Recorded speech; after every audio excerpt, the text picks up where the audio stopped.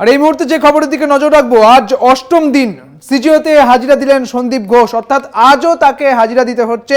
সপ্তম দিনের ম্যারাথন জিজ্ঞাসাবাদের পর আজ অষ্টম দিনেও তাকে হাজিরা দিতে হচ্ছে এই সিজিও কমপ্লেক্সে। আবারও তাকে ডেকে পাঠানো হয়েছে সন্দীপ ঘোষকে, অর্থাৎ আরজিকরের প্রাক্তন অধ্যক্ষ সন্দীপ ঘোষ। তাকে আজও হাজিরা দেওয়ার কথা বলা হয়েছে, তাকে তলব করা হয়েছে সিজিও কমপ্লেক্সে। আজ অষ্টম দিনেও তাকে জিজ্ঞাসাবাদ করবে সিবিআই। ফের আজ সিজিওতে হাজিরা সন্দীপ ঘোষের। আরো বিস্তারিত জানবো, আমাদের সঙ্গে রয়েছেন আমাদের প্রতিনিধি শাকিল মুস্তাক। শাকিল, আজ অষ্টম দিন, সপ্তম দিনের পরও তাকে আজকেও হাজিরা দিতে নির্দেশ দেওয়া হয়েছে এবং তিনি যাচ্ছেন, জিজ্ঞাসাবাদ করা হবে তাকে। কি সম্ভাব্য প্রশ্ন, এই 7 দিন ধরে কি কি উত্তর দিয়েছেন, কি কি প্রশ্নের মুখোমুখি হয়েছেন তিনি? কিন্তু ইতিমধ্যেই কিন্তু সিজিও কমপ্লেক্স সিবিআই দপ্তরে এসে গেছেন এবং যে জিজ্ঞাসাবাদ প্রক্রিয়া সেটি কিন্তু শুরু করা হয়েছে। আরজিকর মেডিকেল কলেজের যে সদ্য প্রাক্তন অধ্যক্ষ সন্দীপ ঘোষকে ম্যারাথন জিজ্ঞাসাবাদ করা হয়েছে সপ্তম দিন পর্যন্ত, তাতে অসন্তুষ্ট তো কিন্তু সিবিআই আধিকারিকরা।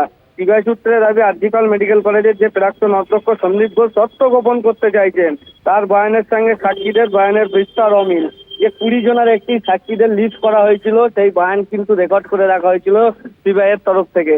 সেই বয়ানের কিন্তু পরিপ্রেক্ষিতেই কিন্তু সন্দীপ ঘোষ প্রাক্তন অধ্যক্ষ, তাকে কিন্তু জিজ্ঞাসাবাদ করা হয়। তার সেই জিজ্ঞাসাবাদে কিন্তু সন্তুষ্ট নয়, এমনই কিন্তু যে জানা যাচ্ছে সিবিআই এর তরফ থেকে। কিন্তু এখনো পর্যন্ত যে ম্যারাথন জিজ্ঞাসাবাদ সে এখনো কিন্তু চলছে। তাকে জিজ্ঞাসাবাদ যে প্রক্রিয়া সেটা কিন্তু শুরু করা হয়েছে। এরপরে কিন্তু জানিয়ে রাখবো যে আজকে কিন্তু তিনি 10টা 20 নাগাদ কিন্তু সিবিআই দপ্তরে আছে। বেশ, অনেক ধন্যবাদ শাকিল তোমাকে। আপনারা জানলেন যে আজও কিন্তু অষ্টম দিনে ম্যারাথন জিজ্ঞাসাবাদ করা হবে তাকে এবং তিনি ইতিমধ্যেই সিজিও কমপ্লেক্সে পৌঁছে গিয়েছেন। তাকে আবারও জিজ্ঞাসাবাদ করবে সিবিআই আধিকারিকেরা এবং সপ্তম দিন এবং আজকে অষ্টম দিন, অর্থাৎ টানা 8 দিন ধরে ম্যারাথন জিজ্ঞাসাবাদ চলছে আরজিকরের প্রাক্তন অধ্যক্ষ সন্দীপ ঘোষ।